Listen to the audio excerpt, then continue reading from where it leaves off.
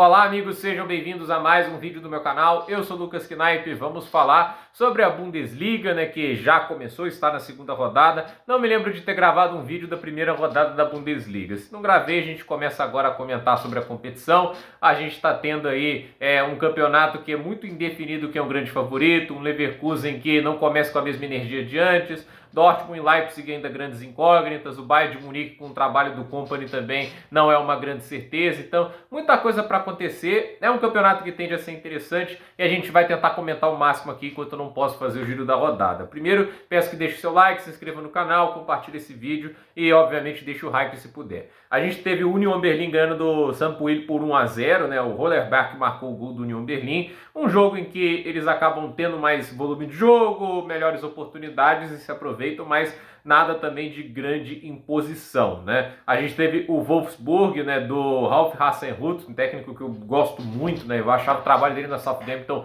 muito subestimado e ele começa de maneira interessante aí no Kiel, com uma boa vitória 2-0, o Arnold e o Burnau marcando os gols do Wolfsburg, que chegou a ter seus momentos de ouro ali com o Niko Kovac, durante os momentinhos nas temporadas passadas, mas é aquele negócio, não conseguiu sustentar. Teve um momentinho e depois o time caía muito de produção.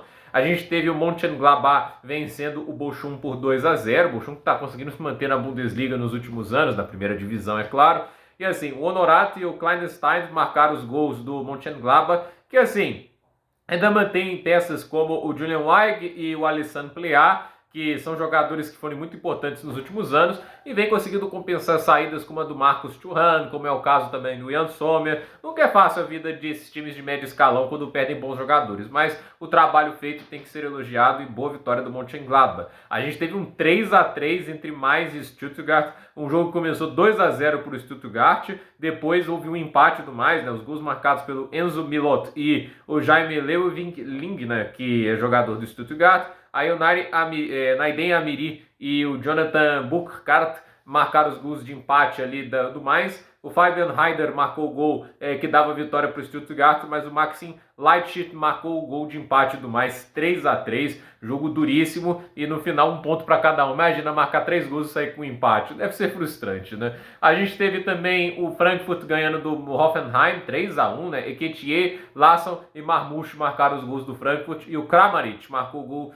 de honra do Hoffenheim, O Marmouche, inclusive, atuação muito boa dele, ele deu uma assistência e vale lembrar que o Mario Götze deu uma assistência também pro gol dele, Tipo, o Götze que não é mais aquele jogador que fez o gol do título da Copa do Mundo, que em 2014 era o jovem talento que encantava o planeta, mas tá aí jogando no Frankfurt, talvez no lugar certo, E pensar que o Götze hoje tem 32 anos, Ele marcou o gol do título da Copa do Mundo de 2014, 10 anos depois ele tem 32 anos, Ele já tem seu legadinho, Dá pra falar isso, Que coisa, Ele marcou o gol do tetracampeonato da Alemanha. Pode não ter sido a lenda que prometia, mas ele já tem a história dele, A gente também teve o Werder Bremen contra o Borussia Dortmund, um jogo que acabou num 0-0. A expulsão do Nico Schlotterbeck poderia ter custado caro ao Dortmund, mas o Werder Bremen não arrumou muito, depois da saída do jogador alemão, E assim, um time do Dortmund que, olhando para a escalação, o Schlotterbeck está tendo que ser o lateral esquerdo porque o Madsen não continuou na equipe, Ele foi vendido para o Aston Villa, eles não quiseram pagar a taxa que o Chelsea queria.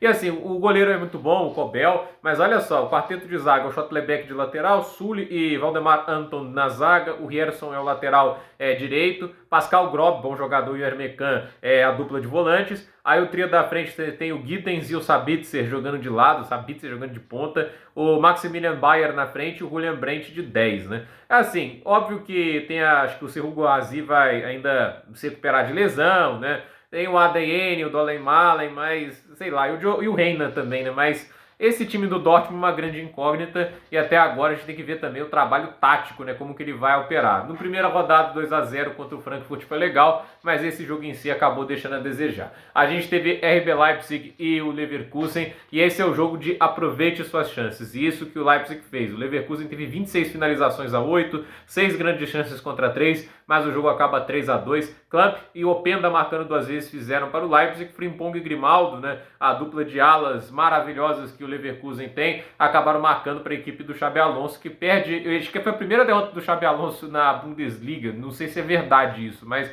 seria assustador que só venha na terceira temporada dele no clube, né? Porque, óbvio, ele não fez a primeira temporada completa, né? Ele substitui o seu Mane, aí depois faz a temporada completa ano passado, sendo campeão invicto, mas esse ano não vai dar para fazer esse feito de novo. Então, é logo aí na segunda rodada que o Bayer Leverkusen de Xabi Alonso perde a invencibilidade. E o Bayern de Munique venceu o Freiburg por 2-0, gol de pênalti do Harry Kane e Thomas Müller, mais uma vez marcando, um jogador muito impressionante o Müller, a longevidade dele, o quanto que ele ainda ajuda. Eu acho interessante como o Kompany vem tentando usar esse time, né, num 4-1-4-1, não sei se é a melhor ideia, mas é assim, minimamente arriscado, você pode fazer aquela ideia do esquema variável, né? O Guardiola tem feito muito 3-2-4-1 e pode ir nessa situação em que o Kimmich vire um lateral na situação de defesa, mas na hora do ataque ele vira ali aquele meio campo que faz o 3-2-4-1 e assim, tem bons jogadores, né? Não gostei da ideia do Matistel muito pela ponta, né? Mas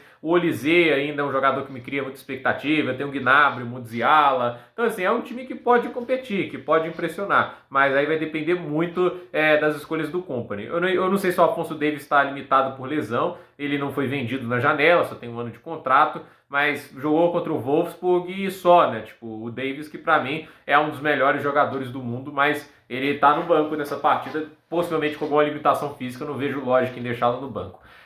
O líder do campeonato, os que marcaram 6 pontos até agora, Heidenheim, Bayern de Munique e Leipzig. Os 4 pontos são Dortmund e Union Berlin, Mönchengladbach, Wolfsburg, Leverkusen e Frankfurt, Freiburg, Hoffenheim, cada um com 3 pontos, mais Werder Bremen com 2, Stuttgart e Augsburg com 1, o Kiel, o Sampdoria e o Bochum tem 0 pontos, então esse aí é a classificação do campeonato alemão. A artilharia tem Kramaric com 4 gols, ele marcou 3 gols na primeira partida e agora marcou outro nessa rodada. O Kramaric tem temporada que é assim, né? Florian Wirtz tem 2 gols também e o Kleinstein tem 2 gols. Nas assistências o Mitchell Weiser tem 2, Wirtz e Marmoucho tem 1, então os principais jogadores do campeonato. A próxima rodada a gente tem Dortmund e Heidenheim, Hoffenheim e Leverkusen, Leipzig e Union Berlin, Wolfsburg e Frankfurt, Mönchengladbach e Stuttgart, Freiburg e Bochum, Kiel e Bayern de Munique, Augsburg e Sampdoria e o mais contra o Werder Bremen. Então esse é o resumo da segunda rodada da Bundesliga.